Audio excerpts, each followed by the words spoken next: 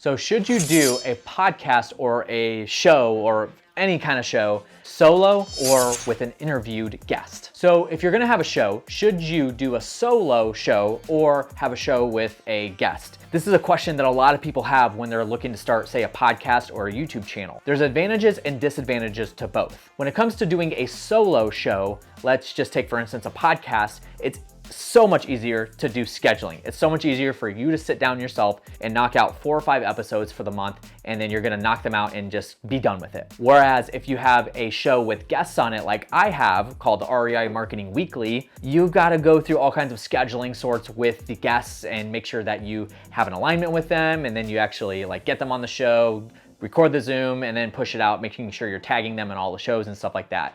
And that can be a little bit of a challenging process in order to get that to work. But the advantage with having a guest on a show is collaboration. Collaboration is one of the easiest ways to grow any kind of platform that you have, whether it is a podcast or a YouTube channel, or even tagging somebody on an Instagram post. And so with collaboration, you're gonna get a guest on the show, you're gonna have them do the show with you, you're gonna ask them questions and all that kind of thing. And then when that show actually publishes, you're gonna tag them up, have them share it to their audiences, and that can actually reach a different audience that you have not tapped into yet. Whereas with a solo show, it's just you and that is it. So the bottom line is to figure out what works best for you. For me, I actually do a little bit of both. So for instance, with these YouTube videos, these are all me, and this is my personal brand. And so I'm doing this show to where it's always gonna be me. I might every once in a while have a guest on that I bring on where I'm just kind of interviewing them, talking to them about what they're doing in their social media game or their content marketing, their marketing in general.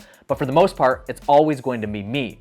And then on the other hand, I have my REI Marketing Weekly podcast where it's always gonna be guests. 100% of my show is guests that come on the show and I actually interview them. And there's some strategies and methods behind that. But at the end of the day, it all comes down to what would work best for you and the direction you're trying to go in. So for me, I am using the REI Marketing Weekly to tap into audiences that I have not yet reached through the guests that I have on the show. So for instance, a lot of guests that I have on the show have audiences of their own. Maybe they're an influencer in some way, shape, or form. They're a podcast host, they have social media presence, whatever it is. And so if I do an interview with them and then I tag them in the actual posts and I have them share that with their audiences, well, now their audience is gonna be attracted to me because it's relevant content, because the person they follow is now on another show and it's relevant audiences as well. And again, some of the biggest disadvantages to having a guest on a show is that you gotta coordinate with their schedules in order to line it up and get that rolling. And that can be a challenge sometimes in order to stay consistent with the content you're putting out. So if you're willing to deal with that, I would always recommend having a mixture of both.